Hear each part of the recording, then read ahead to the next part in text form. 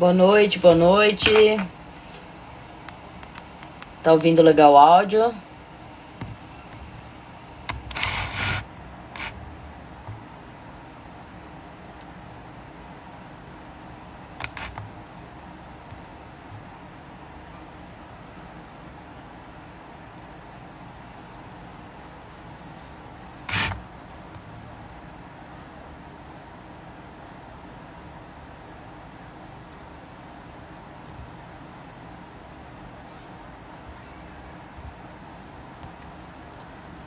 Tá chegando o áudio então, né, Mariana? Tranquilo.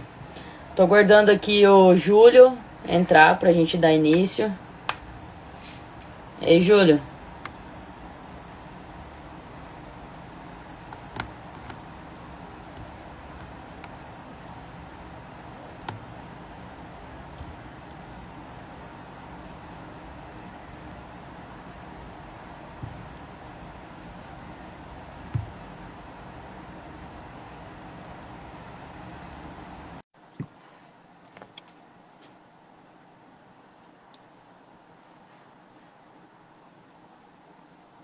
Ô, Ei, Roberta, tudo Júlio. bom? Bom, conectou aí certinho? Acho que sim. Deixa eu ver aqui. Ver se ficou bom. Tá conseguindo ouvir? Eu tô ouvindo tranquilo, pessoal. Tá ouvindo? Todo mundo bem? Esperar o pessoal responder aí pra saber se tá chegando o áudio, se tá todo mundo ouvindo os dois. Tá.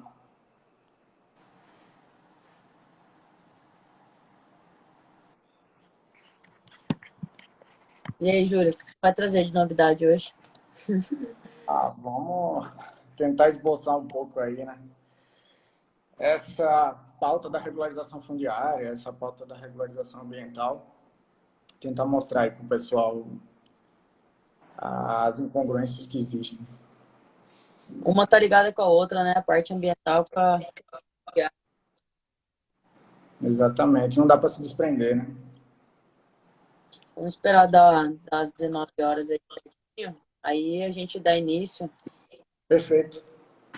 Perfeito.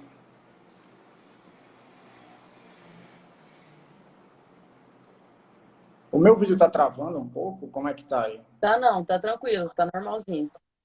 Tá? O seu tá travando um pouco para mim. Não sei se é Eu tô travando? um pouco. Não sei se é só para mim. Tem algum vídeo travando aí, pessoal? Áudio, alguma coisa não tá funcionando legal?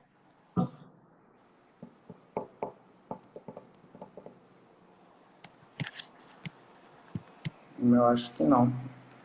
Acho que era só para mim. A internet tá ruim, então. Tá? Tá tranquilo aí, o pessoal tá respondendo. Tamires respondeu, Marilis respondeu, ok. Ambos funcionando bem, Adelaide, Bacana. tá ok. 2 minutinhos aí, Júlio, a gente já dá início de forma pontual. Perfeito. Qual que é o título hoje, Júlio, para a gente dar uma introdução aí pro pessoal do que vai ser explanado? Aham. Vamos tentar falar sobre três pontos bem básicos, né? Por que Uhum, que existem essas incongruências entre as bases de dados fundiários e ambientais? Se existe alguma solução para isso? E uhum, quais são os impactos que essas incongruências geram no para o usuário final, para o sistema gestor e para os diversos processos que estão em andamento, né? Seja eles uhum. processos judiciais ou processos que estão em andamento para regularização fundiária e ambiental. Tranquilo. Eu vou aproveitar agora já para a gente fazer uma apresentação, né? Como, na verdade, eu tô aqui semi-mediadora, eu vou pedir aí pro Júlio se auto-apresentar, falar um pouquinho aí das atribuições dele, me apresento e a gente já dá início. Bacana.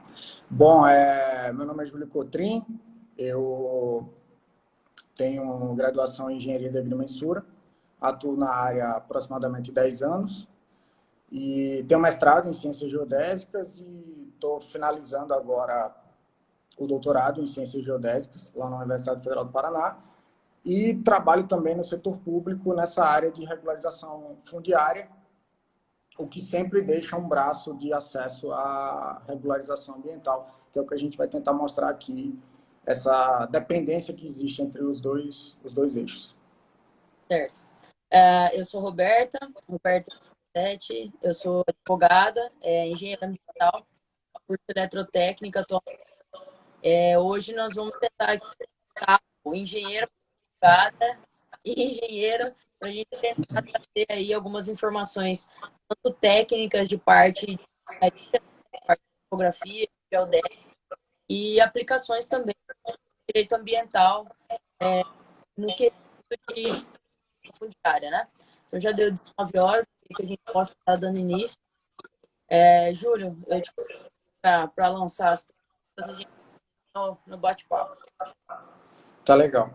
Então, vamos começar com um questionamento simples. Por que existem incongruências entre as bases fundiárias e as bases ambientais? Não deveria existir, né? Só que o Brasil, devido ao seu tamanho continental, ele apresenta diversas formas de interpretar o imóvel rural. Então, nós temos diversos órgãos gestores por trás, nós temos diversas formações do território brasileiro, diversas maneiras de arrecadação, discriminação de área, desmembramento de área, e temos diversas subclassificaões desses imóveis rurais.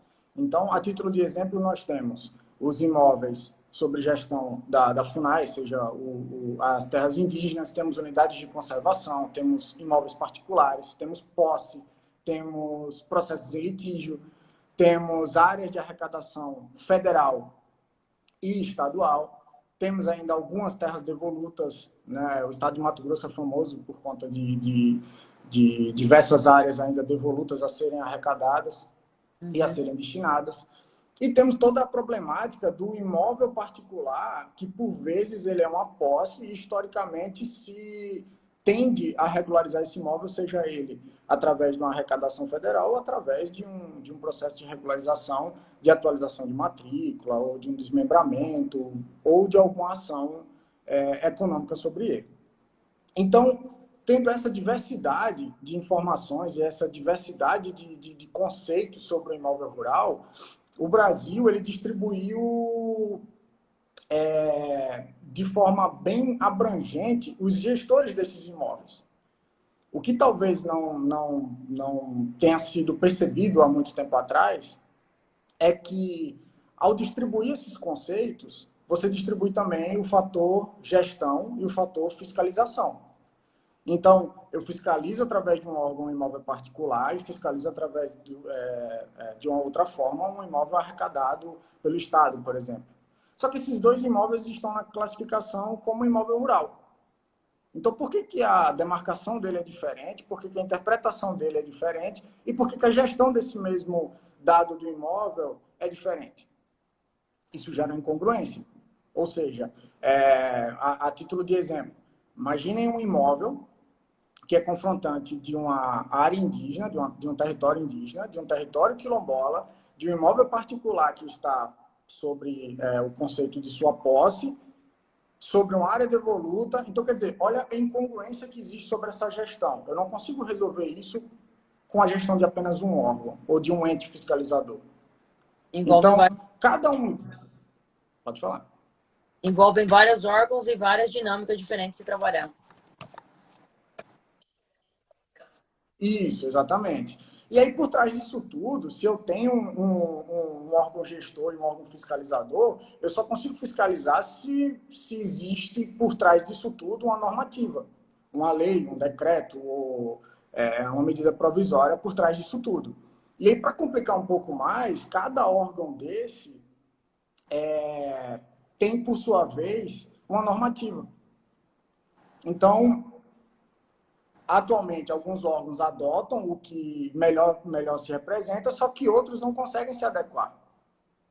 Por essa falta de adequação, a gestão ela fica em um vazio. Então, muitas vezes, esses processos saem da esfera apenas administrativa para uma esfera judicial. É o caso mais recente de sobreposições em terras indígenas, sobreposições em territórios quilombolas, ou até mesmo sobreposições em outras propriedades particulares com arrecadações muito antigas. Sim, é aí que entra o papel do advogado. Então, você que está assistindo aí, você que atua nessa parte desse setor ambiental, esse setor ambiental está diretamente ligado com profissionais da engenharia. Aproveita para mandar esse link aí para o pessoal, para os seus colegas que trabalham também nesse mesmo setor, que hoje a gente vai dar uma pincelada nesse assunto. O Júlio tem muito conteúdo para trazer sobre isso, muito mesmo, e não vai ser o suficiente nessa live aqui, mas a gente vai pegar bastante. Bacana. É bem isso mesmo. Não, eu acredito que hoje não tem como o profissional trabalhar unicamente na esfera técnica ou unicamente na esfera jurídica. Até porque, para a esfera jurídica, os laudos são feitos pelos profissionais, né, de engenharia de agrimensura, cartográfica, ou diversos profissionais especializados nesse contexto, ou o contrário. Nós temos na esfera técnica uma necessidade muito grande de justificar juridicamente o porquê que tal propriedade foi demarcada de tal forma e o porquê que o histórico da arrecadação de uma matrícula N chegou-se a um desmembramento ou até mesmo uma sobreposição de um outro imóvel que dá hoje a dominialidade a um terceiro. Então, toda essa concepção, toda nessa nova interpretação sobre o imóvel, ela depende dessa junção entre o aspecto teórico, o aspecto operacional da parte técnica, né, de engenharia, e também a parte jurídica, a interpretação por trás das normativas. Até porque a arrecadação de terras no Brasil iniciou desde seu descobrimento. Então, nós temos ainda processos de sesmarias, processos de arrecadações federais, processos de arrecadações estaduais de anos e anos e anos atrás. Esse lapso temporal entre a origem desse imóvel e hoje, como que ele é concebido, como que a definição dele está, tanto do aspecto jurídico quanto técnico, esse lapso temporal é importante, porque dois pontos principais. Primeiro que a legislação, se nós fizermos tá conseguindo ouvir? Travou um pouco aqui. Tinha dado uma travada aqui, mexi na internet. Ah, tá. Com relação à legislação, recentemente, se você for ver o histórico, ele é muito curto, né? Nós temos uma legislação que, com obrigação mais detalhada sobre aspectos técnicos, nós temos de 2001 para cá, que é a 10.267, a lei que obriga o referenciamento de imóvel rural para fins de regularização fundiária. Para fins de Tem a questão do cadastro do CAR também, né, Júlio? Nessa parte. Isso, exatamente. O CAR já é bem mais recente, você está falando de algo de 2012. Pois é, sabe? Então, assim, essas incongruências, elas não só vão do aspecto técnico, a parte jurídica também, porque a legislação ela não acompanha. E algo que interfere diretamente nessa arrecadação é o histórico e esse lapso temporal da tecnologia. Nós temos muitos imóveis, principalmente no centro-oeste e no norte do país, que foram arrecadados e iniciaram o seu processo de regularização na década de 60, na década de 70, exatamente quando a expansão territorial do país, né, por seu período de colonização e reforma agrária, foi destinado para essa região do país. Uhum. Eu até quero fazer um desfecho, fazendo a conexão com a parte jurídica, mas eu gostaria que você lançasse as outras perguntas para eu fazer essa conexão, né? Gerar um pouquinho mais de conteúdo e a gente conseguir fechar bacana. Tá. Então, numa visão global sobre essa interpretação dos dados que nós temos, vamos deixar um pouco mais curto para ficar mais fácil de entender. Sim. O que nós temos de dados fundiários dos determinados imóveis que estão na base do sistema de gestão fundiária e o que estão desses mesmos imóveis ou de uma relação muito próxima de território, dos aspectos ambientais, por exemplo, do cadastro ambiental rural, ele gera uma incongruência tão grande que a base de dados do cadastro ambiental rural é 3 vezes maior do que a de regularização fundiária. Então, só nisso você percebe uma sobreposição de camadas de um mesmo território, onde, falando a respeito do fundiário, ele não poderia existir. A não ser que as propriedades rurais fossem como os imóveis urbanos, né? Pudessem ter camadas sobrepostas. Isso Não é. não...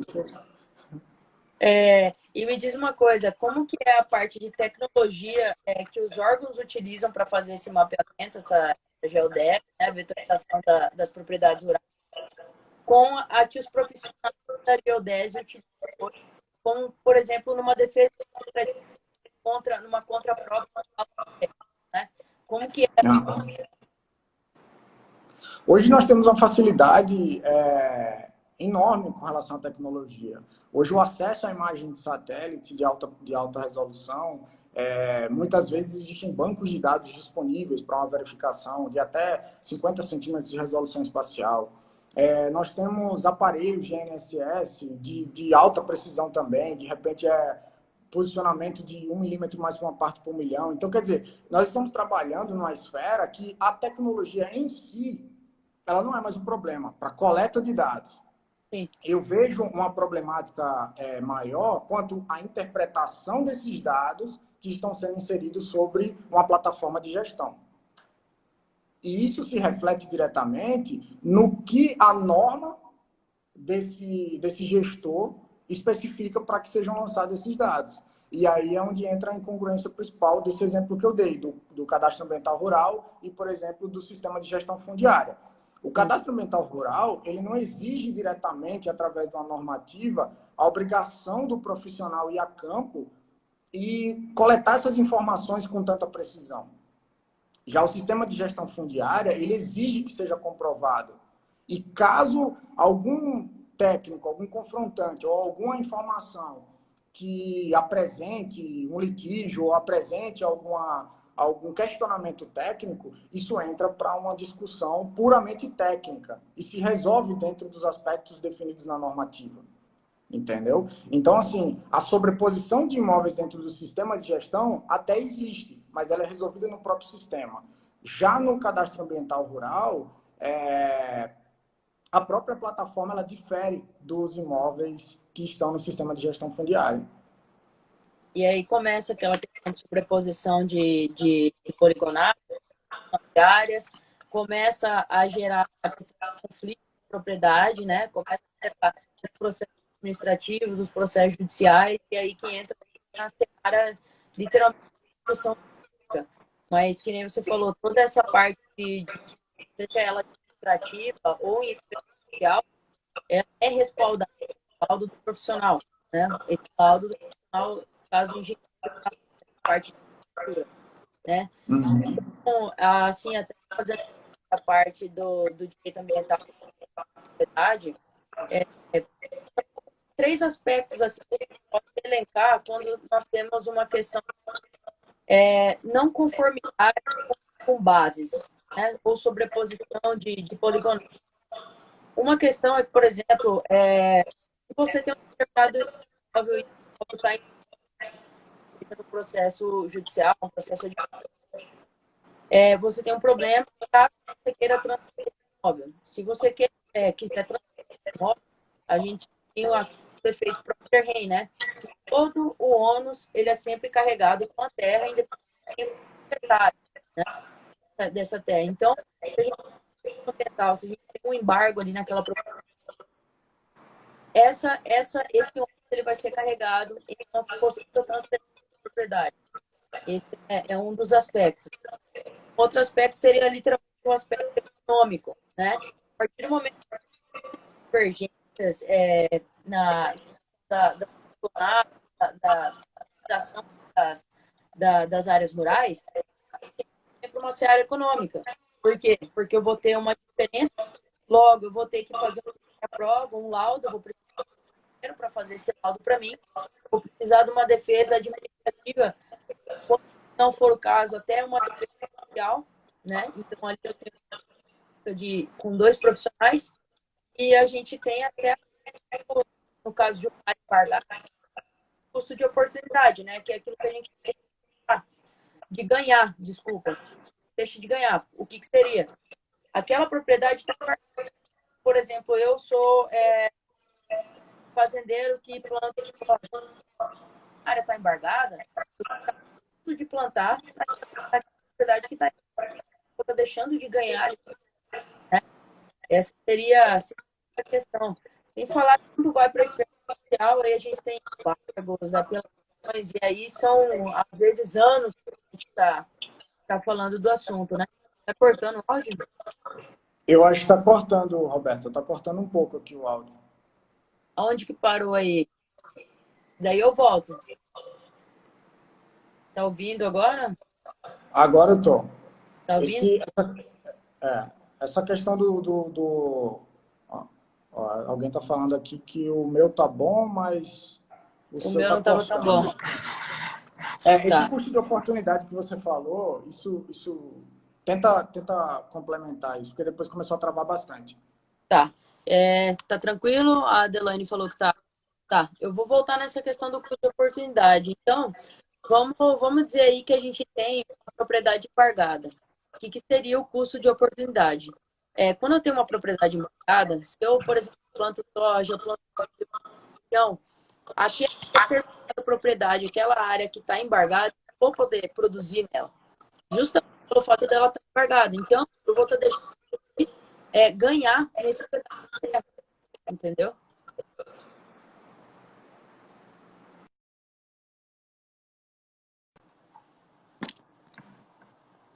De falar sobre esse custo de oportunidade e também é o seguinte, estamos falando de processos não meramente administrativos, né? Do ponto de vista jurídico, quando você fala desse custo de oportunidade, também é interessante notar a seguinte parte da gestão.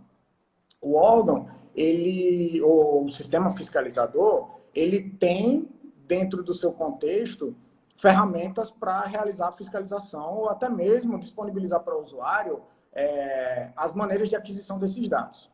Uhum. Por muitas vezes, essa própria aquisição ela é questionada. Então, ao se questionar, o custo de oportunidade ele já se perde por aí. O lapso temporal faz com que você, ao longo do tempo e do andamento do processo, gere um laudo através utilizando tecnologias e ferramentas muito mais desenvolvidas ou muito mais propícias para aquele tipo de análise. E aí sim, a defesa conclui que aquela parte que está se defendendo através do laudo é a parte relevante do processo. Uhum. Só que aí vem um questionamento. Se a pessoa que está realizando o laudo consegue interpretar dessa forma, né, sendo provocado por ação judicial, por que essas ferramentas não estão disponíveis já no sistema gestor? Justamente.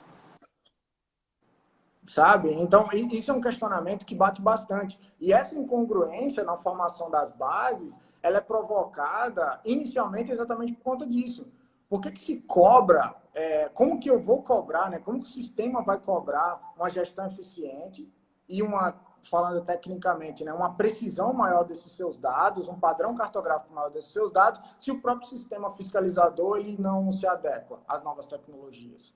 E novas, quando falo, eu sempre faço uma provocação quando o pessoal pergunta. Novas, a gente está falando de 20 anos para cá, então, assim, não são tão novas, sabe?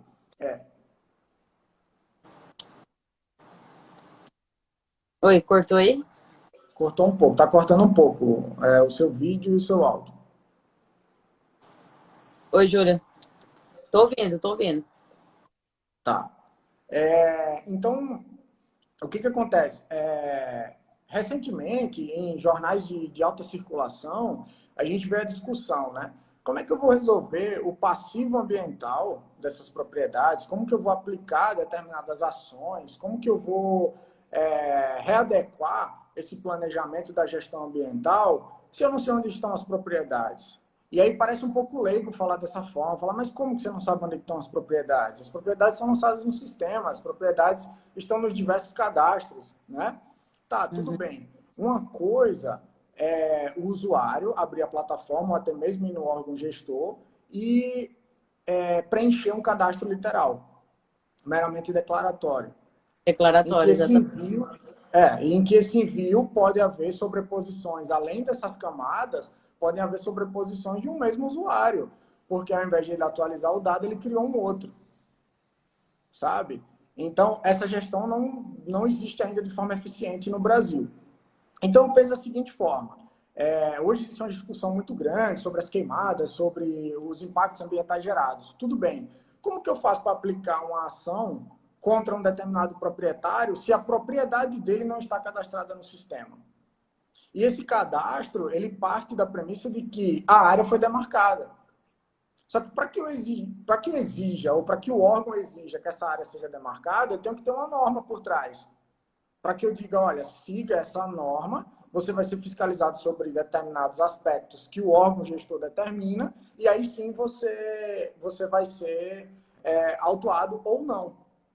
Agora, imagina um território, a nível de, hoje, né, o bioma mais falado, ou sempre, na verdade, falado, o bioma Amazônia, em que grande parte das propriedades rurais que estão inseridas nela não conseguem fazer a gestão ambiental exatamente por não ter as demarcações dentro do sistema gestor e que não representam fielmente a realidade dessas divisas ou desses limites de propriedades rurais. Sabe? É aí que a gente bate na tecla, né? Todas essas incongruências que estão gerando essa questão de conflito entre as propriedades, né? Outro ponto é que também, sempre que tem uma propriedade rural com um passivo ambiental, em alguns dos casos, esses proprietários podem ter alguma certa dificuldade de conseguir dar um financiamento. Os bancos pedem, a grande maioria pede aí que a propriedade esteja 100% regular, ambientalmente falando. E aí a gente pega por exemplo, um processo que está em andamento, um processo agrário, um processo de andamento, são processos de anos. Então, quer dizer, o proprietário vai deixar de investir na fazenda para investir na sua produção por conta de um problema ambiental, né? Que vai muito além da questão simplesmente que você estava falando. São diversas bases, diversas informações. Então, o ideal talvez seja qual a questão de identificação de plataformas adotadas por todos os órgãos ambientais. Uma solução pensar assim numa realidade ótima, vamos dizer. A discussão sobre essa solução, ela já tem um bom tempo sendo discutida. Só que existem duas linhas de atuação. A primeira se existem tantas bases, por que não unirmos elas? Sabe? E a gestão seja feita apenas por um órgão superior a todas essas, né? Com um poder de gestão maior, em que a notificação ou até mesmo a criação de normativas ou a criação de funções específicas para fiscalização ou vistoria sejam feitas pelos órgãos nessa hierarquia, né, menores. Só que aí tem um problema. Se eu parto do princípio de que as bases são heterogêneas, como que eu vou pegar o contexto histórico dessas bases e unir em uma base só? Eu teria um erro muito grande. Então, eu acho que o primeiro grande passo para se unir essas bases e transformar em um projeto único de gestão transformar isso em um padrão, do ponto de vista técnico, seria um padrão cartográfico para todas elas. Um padrão de demarcação, um padrão de exigência, um padrão de norma e um padrão até da legislação, né? A lei não pode falar algo para o sistema fundiário e falar o oposto para o sistema ambiental do ponto de vista de demarcação, que seria a premissa para que se alimentasse o banco de dados, certo? E aí tem um sistema que eles estão que o governo como um todo está querendo implantar há muitos anos, que se chama Sinter ou Sinter. Ele tenta chegar a um nível de implementação a ponto de unir até mesmo o cadastro urbano. Então seria o cadastro ambiental, o cadastro rural, essa parte fundiária, incluindo posses, incluindo litígio, incluindo toda essa formação, até mesmo a parte urbana. Só que aí nós batemos exatamente com essa incongruência. O georreferenciamento de imóveis urbanos, eles são bem diferentes de imóveis rurais. A título de exemplo, nós temos uma norma, por exemplo, a norma técnica de georreferenciamento de imóvel rural, ela parte de um princípio de, assim, para o público que não está tão inteirado, vamos imaginar que o erro associado ao limite da propriedade seriam 3 sigmas, que nós falamos, o que daria em torno aí de 50 centímetros por sigma. Só que 50 centímetros de erro para uma propriedade urbana, por exemplo, representa muito, certo? Por vértice. Então, Sim. a normativa ela não pode ser a mesma. Então, assim, o Sinter, ele tem esse viés que precisa ser revisto, sabe?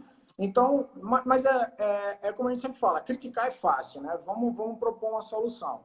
Então, o que se discute em paralelo tanto no ambiente científico quanto no ambiente técnico desses órgãos de gestão é exatamente buscar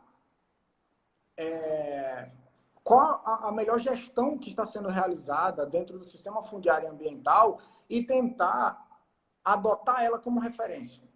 Se nós adotarmos ela como referência, isso já é um caminho. O sistema de gestão fundiária, o CIGEF hoje, ele é um bom exemplo disso. A base de dados fundiários ela deu um salto exponencial, principalmente de 2013 para 2020, que foi exatamente quando surgiu o sistema. Isso já é um bom norte, entendeu? Para o que nós estamos precisando. Uhum. Júlio, o tempo da live aqui já está passando. Tem muito assunto ainda para a gente falar dessa questão, né? Tem muito conteúdo. A gente falou hoje seria só uma pincelada, uma introdução em algo mais profundo que a gente pode estar discutindo. Eu estar liberando aí depois da live deixarem as perguntas, deixarem as questões de interesse, né?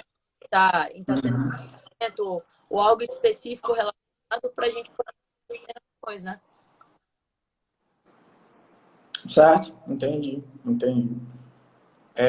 Eu acho que assim, só para a gente tentar concluir a ideia, a gestão de dados ela é muitas vezes vista como algo de difícil acesso, certo? Ou seja, nossa, são diversos cadastros, são diversas gestões, são diversos imóveis, tá?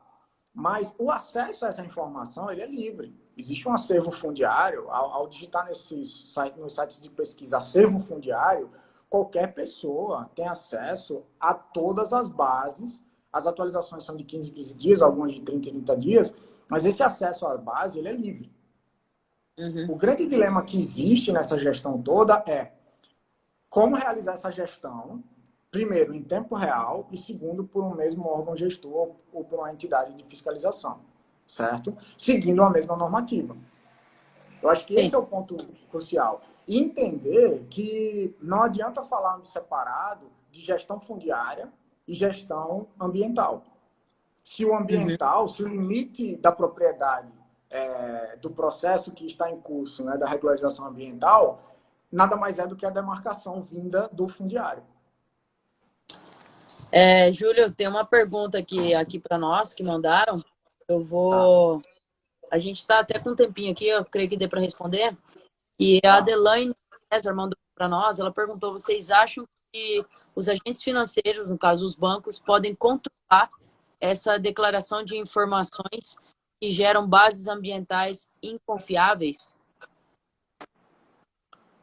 Olha, eu acho que assim, os agentes financeiros, eles são, se não eu acho que o mais interessado, na verdade, é o usuário, né? É o produtor rural, é o dono da propriedade. Mas eu acho que na escala hierárquica vem logo depois os agentes financeiros, porque eles querem uma garantia. Sim, Como que eu vou dar garantia de uma propriedade se eu não sei nem onde essa propriedade está?